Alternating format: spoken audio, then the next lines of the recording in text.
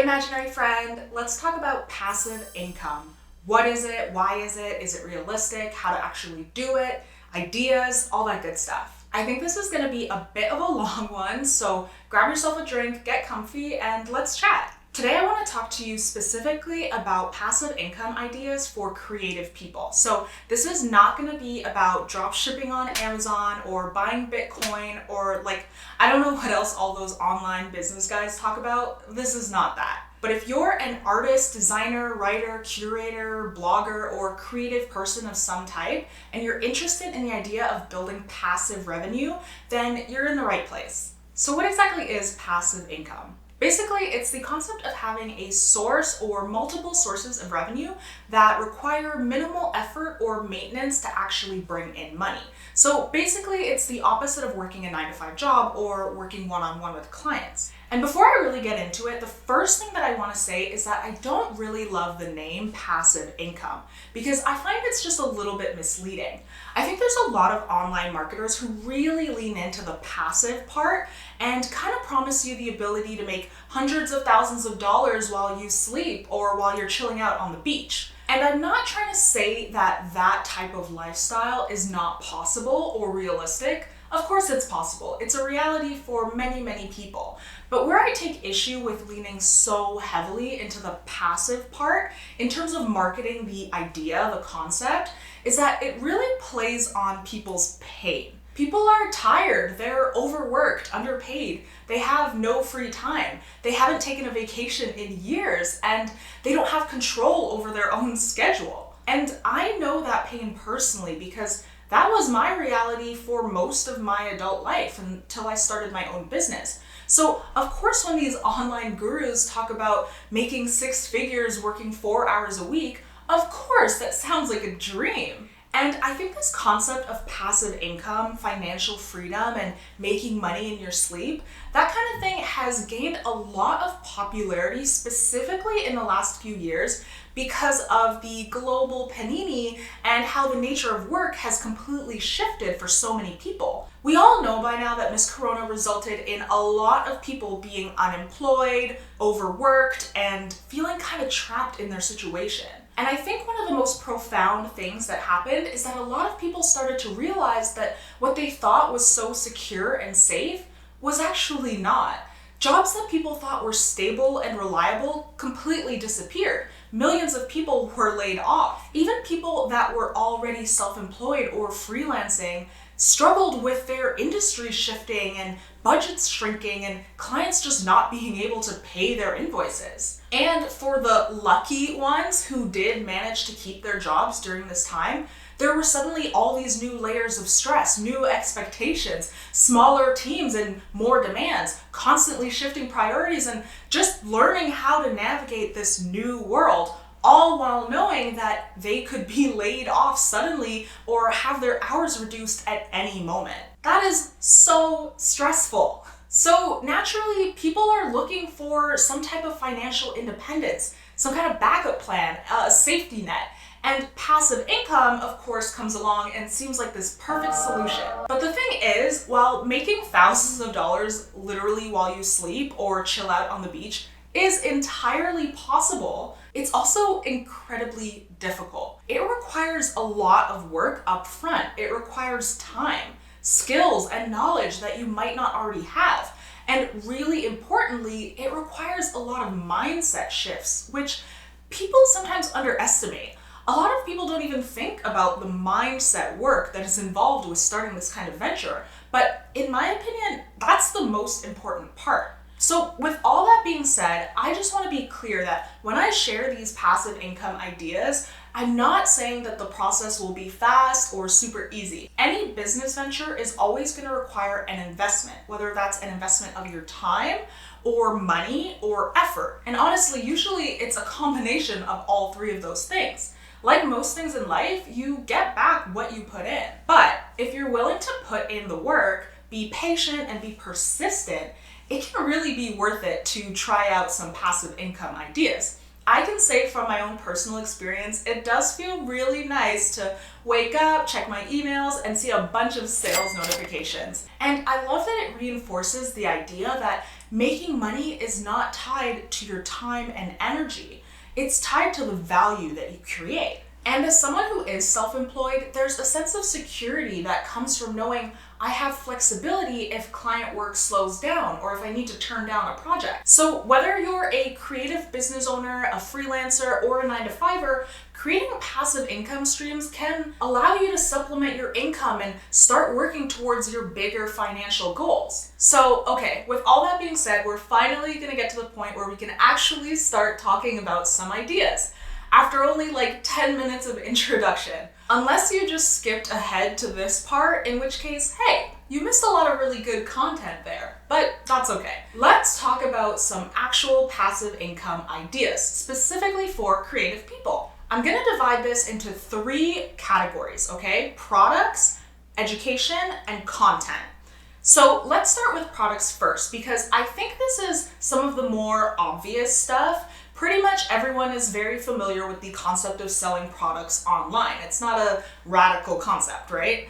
One thing that I want to highlight is that creative people like artists, designers, photographers, writers, we actually have an extra advantage when it comes to selling products because we can sell things that are 100% unique. You couldn't get it anywhere else. Like, for people who are not creative at all, when it comes to selling products online, they can only sell other people's things, which creates a lot of limitations and obstacles. If your products aren't unique or exclusive, then that has an impact on your value proposition. Basically, why would I buy from you specifically when I can get the exact same item somewhere else? So that type of product business where you're just selling stuff from like AliExpress, it can be very challenging, but creatives are in a really good position because we can offer uniqueness and exclusivity. So there's 2 different types of products that you can sell as a creative, either physical products or digital. So let's start with physical products first. This could be selling art prints, t-shirts, mugs, notebooks, stickers, phone cases, enamel pins. I mean, you know what physical products are. I don't have to list everything in the world, right? But a lot of times when people talk about passive income, they don't really talk about physical products at all. And I get that. The idea of packing orders and shipping stuff out can be really daunting and time consuming, and it doesn't really fit with the image of what passive income should look like. But I do want to mention it because it is still a lot more passive compared to doing one-on-one client work or commissions. You know, if you're an illustrator, for example, you might spend 8 hours on an illustration, but then once it's finished, you can sell it over and over again. And now all the work that you have to do is just spend a couple of minutes packing it up and shipping it off. But I do know that some people are still just really overwhelmed by the idea of investing in inventory up front and storing everything and figuring out international shipping. It's a lot. So I wanted to talk about a couple of other ways that you can sell physical products without actually having to handle your own inventory. So one of the ways that you can do this is with print-on-demand drop shipping marketplace sites like Society6 or Redbubble. You might already be familiar with these types of websites. I'm sure there are other ones, but those 2 are the most popular. So basically, the way that these sites work is that you simply upload your art and choose what types of products that you want to offer. And that's pretty much it. The website handles the rest, like printing and shipping and all of that stuff. And you get paid a percentage of each sale, so there's no upfront investment for you. Now, this is a pretty cool model that does work for a lot of businesses, but I do want to acknowledge some of the flaws. The first major issue is that because these sites handle so much of the work and they already have such slim margins, they take a really huge percentage. Society6 only pays artists 10% of the retail price for each sale. That is really low. Redbubble is a little bit better because the margins can vary, but you're still looking at somewhere between 10 to 20% of each sale. And to make matters worse, these marketplace sites tend to have pretty low prices in the first place. And when you're competing side by side with all these other artists, it would be a little bit odd to have your prices be a lot higher than everyone else's. But I don't want it to come across like I'm totally against these sites. I actually think they're just fine. And it is kind of exciting to be able to see your work on so many different types of products and to have access to their really large marketplace audience. I think that these sites can work pretty well if you're the type of person that is just looking for something super simple and easy and very passive, and if you don't already have an audience online of your own. But if you're a creator with your own audience already on Instagram or some other social media, I don't know why exactly you would market your work yourself on social media and then link a customer to a Society 6 shop where you only get 10% of the earnings. I actually see a lot of artists do this, and I find it really confusing because part of what you're paying Society 6 for is their built-in audience and their marketing efforts. But if you yourself are already attracting your own customers, to me, it makes a lot more sense to send them to your own branded shop where they'll see your products and only your products and nothing else. And you can earn a much larger percentage of the sale, and you can have more control over the quality of the product and the customer experience. And so that's why I really like these white label print-on-demand options like Printful, Printify, and Gelato. And of course, I'm sure there's more, but those are the ones I'm familiar with. So the model is very similar. It's still print on demand and drop shipping, so you don't have to handle any of the inventory yourself. But what's cool is that these are actually integrations that you can add to your own website, whether that's on Shopify or Squarespace, and I think some of them even work with Etsy. So these options are really great if you really care about your branding and your profit margins. So for example, this can work really well if you're selling merch for your brand as a creator, but it is a lot more work. You have to do a lot more setup and maintenance of your website, and you're 100% responsible for generating your own traffic. So this might not be the best option if you don't plan to do any marketing or build an audience online. So moving on from physical products, let's talk about digital products now. So this is where we start to get things that are a little bit less obvious. I personally had never really thought about digital products until like a year ago. There was a lot that I didn't even know existed, but it can be a really great way to passively monetize your work. So if you're a visual artist, a photographer, graphic designer, musician, something like that, you could sell your digital files in so many different ways. You can sell printable art. So these are just digital files that the buyer then has to figure out how to print themselves. You can also sell digital journals, social media templates, custom icons, asset packs, mock-ups, stock photos, sound effects, royalty-free music, fonts. I could really go on forever. Honestly, I think any type of creative work that you do, there is probably a way to package and sell a digital product from it. And it doesn't even have to be hard or complicated. Some of my most popular digital products are things that I just made for fun. Like, my favorite thing is this mood board creator that I made last year. You can customize however you want. It has realistic textures and backgrounds and shadows, and I just love it. It's so fun and so easy to use, and it was really fun to make. And I feel like when I use it, when I create mood boards for my clients, it just makes everything feel more elevated and professional. So I'll add a link to that in the description if you want to check it out. But my point is that it was something that was fun for me to make, something that I actually use myself, and now it's one of my most profitable digital products. But selling digital products is not all perfect and easy. One of the biggest issues with selling digital goods is that there's often a much lower perceived value. This means that customers don't always want to spend more than a couple of bucks on digital products, and since that's the kind of price that's set by the market, it can be very difficult or impossible to really have your products priced above a certain point. This is partly because you're transferring some of the work to the buyer, or you're selling something that's a tool that they can use to make something else. And it's also partly because there's this common misconception that intangible work should just inherently be cheaper or just free. And unfortunately, because so many people actually do think that way, there is also always a risk of art theft and plagiarism. But that's a whole topic for another day. I'm not going to go into that right now. So thinking about digital products connects really nicely into the next category, which is education. So this is where we can start to talk about selling your knowledge as a product. Think ebooks, online courses, Skillshare, tutorials, things like that. There are so many different ways that you can sell education. So I'm not going to get super into the details and the actual processes in this video because I think I'll probably make an entirely separate video about how to sell education at some point in the future.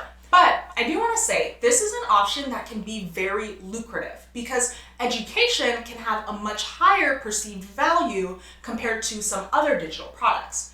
But it is something that a lot of people have mental barriers around. You know, a lot of the time we tend to see a certain type of person and maybe certain types of industries that sell online courses and ebooks. And maybe you think that's just not your vibe. Or you just might not have ever thought of yourself as a teacher. But I don't want you to limit yourself when you imagine the possibilities for how you could monetize your knowledge and your skills. There are so many people in this world that are all looking for different things and we all want to learn different things. So I guarantee there is definitely someone out there that is looking to learn about a skill or knowledge that you can teach them. And it doesn't always have to be super obvious or straightforward. Like, I'll give you an example. I recently took a course from a photographer, but it wasn't your typical how to use a camera type of course. It was specifically about how to confidently take self-portraits.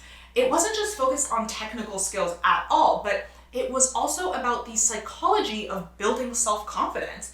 And that's actually the part that made it valuable to me specifically. So that's just something to think about. If you're interested in selling education as a product, it doesn't always have to be limited to your technical skills. Sometimes the intangible stuff like confidence, communication, self-love, things that might come very naturally to you or things that you have overcome yourself, that might actually be incredibly valuable for someone else. And that brings us to the last category for creating passive income, which is by monetizing your content.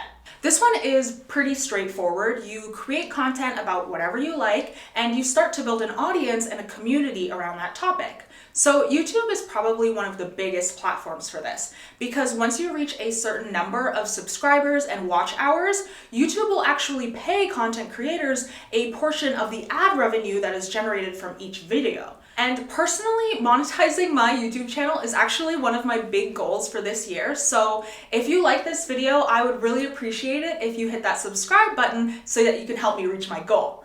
But aside from YouTube, you can also monetize your content on other platforms like Twitch, TikTok, Patreon, and even some podcasting hosts. And even if you don't use any of those platforms, you can still monetize your content by doing brand deals and affiliate marketing or hosting ads on your own website. I feel like most people are already pretty familiar with these types of models, so I won't go into it in too much detail, but it does need to be said that monetizing your content really depends on your specific audience and your brand as a creator. So that's just something to keep in mind. It can tend to be a lot more fickle and variable compared to some of the other passive income ideas that we talked about earlier. It really kind of depends on your personality and the topics that you're talking about and things like that. All right, so that's it. The world's longest video about passive income for creatives. I don't know if the video is actually that long, but it feels like I've been talking for a really, really long time. I hope this video gave you some new ideas and some insights. Comment below and let me know what kind of passive income streams you're thinking about trying. And as always, if you're someone that is creating a brand and a business of your own, I would love for you to check out some of the links that I have in the description because I'll always have free resources and cool free content for you to check out to help you build a magnetic brand. That's what I do. I'm a brand designer and a brand strategist, and I love helping people build really cool brands and businesses. And if you're still watching this, I would also love for you to let me know what you think of these new glasses. I have not really worn them before and I don't know how I feel about them. Do they look good? Okay, bye!